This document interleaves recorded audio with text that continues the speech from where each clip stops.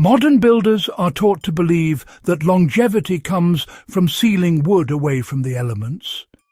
Paints, epoxies, pressure treatments and synthetic membranes promise protection, yet decks rot, posts soften and beams fail long before their time. Vikings faced harsher conditions than most modern structures ever will. Salt water, freezing rain, constant humidity and violent storms were normal. Yet Viking ships, halls and coastal structures survived for centuries. The reason is simple and uncomfortable. Vikings never tried to seal wood. They changed it instead.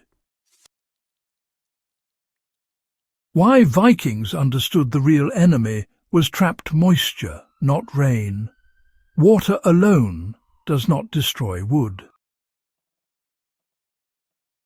Rot, you see, requires moisture that lingers long enough for fungi to feed and spread. Modern sealants, quite ironically, often create the perfect conditions for this by trapping moisture beneath an impermeable layer. Vikings recognized that water would always get in. Their method, though, focused on ensuring it never stayed. This single shift in thinking, honestly, makes their approach outperform modern sealants in every climate.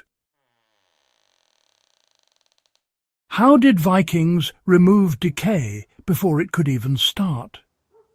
Well, fresh wood contains sugars, starches and nutrients that fungi depend on. Vikings, you know, they tackled rot by removing its food source even before they started building. Timber was often soaked in cold water for, well, really long periods. They made use of streams, lakes, and even tidal zones quite deliberately. This leaching process flushed the sugars out of the wood while the cold temperatures they suppressed biological activity. Once the timber had dried, it became, well, biologically unattractive. Rot organisms just couldn't establish themselves, simple as that. Interestingly, this method can still be used today.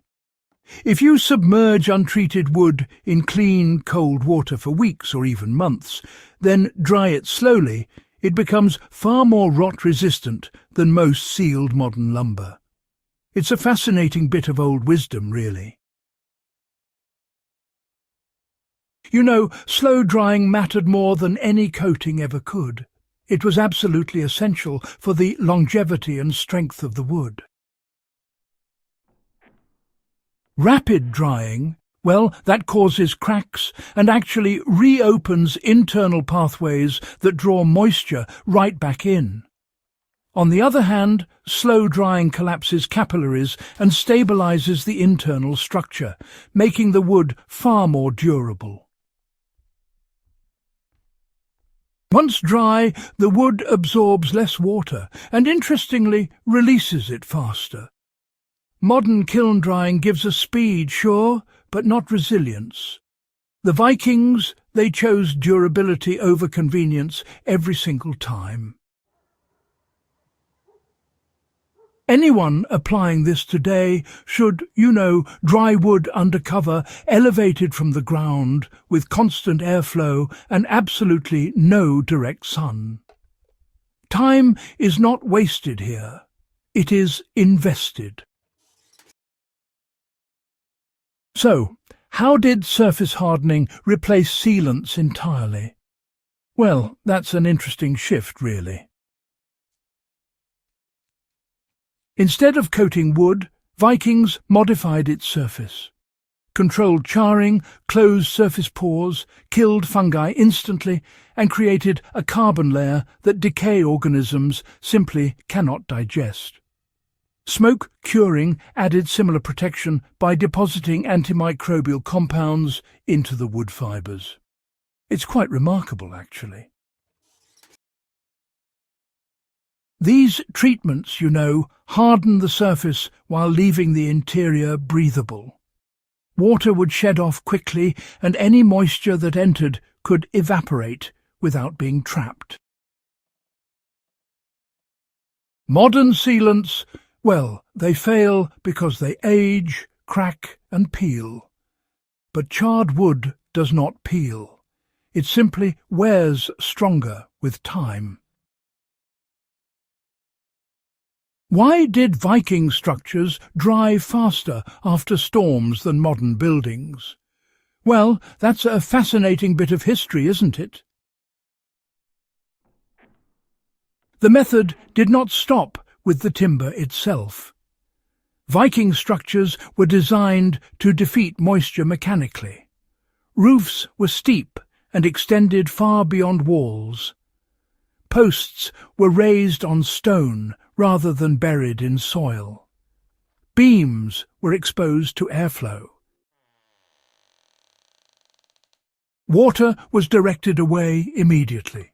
Modern structures often rely on sealants to compensate for poor design. Vikings relied on design, so sealants were unnecessary. If wood dries fully between storms, rot never gains a foothold. Now, let's talk about how Viking joinery actually prevented hidden decay. You see, their methods were incredibly clever, making sure that moisture couldn't just sit there, causing damage where no one could see. In contrast, modern sealed joints, they tend to trap moisture invisibly. The Vikings, though, they just assumed water would get in and designed their joinery to let it escape. Peg joints allowed the wood to move without cracking, which is quite smart, really. And those gaps, they were intentional, placed wherever drainage was needed. Nothing in Viking construction was sealed airtight. This openness, honestly, is what prevented that slow, unseen decay, the kind that quietly destroys modern wood from the inside out. Builders today can, really benefit from this approach by prioritizing drainage and airflow over, just cosmetic perfection. Why did Viking wood often grow stronger with age? Well, let's dig in and find out. Repeated wetting and drying cycles actually harden properly prepared wood. Resins begin to oxidize, fibers tighten up, and surfaces, they densify over time.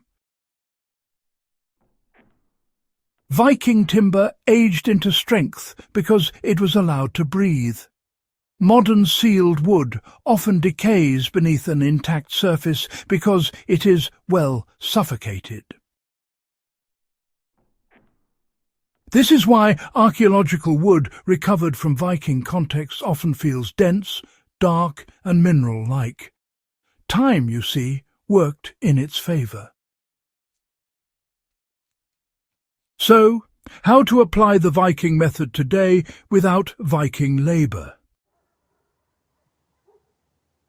All right, so to begin, you want to start with untreated or, minimally processed wood. It's best to favour heartwood whenever possible, since it's naturally more resilient. Next, soak the timber in cold water to help remove sugars that can attract decay. Then, dry it slowly, making sure there's a constant airflow around it. Instead of reaching for chemical sealants, try using light charring or a bit of smoke exposure.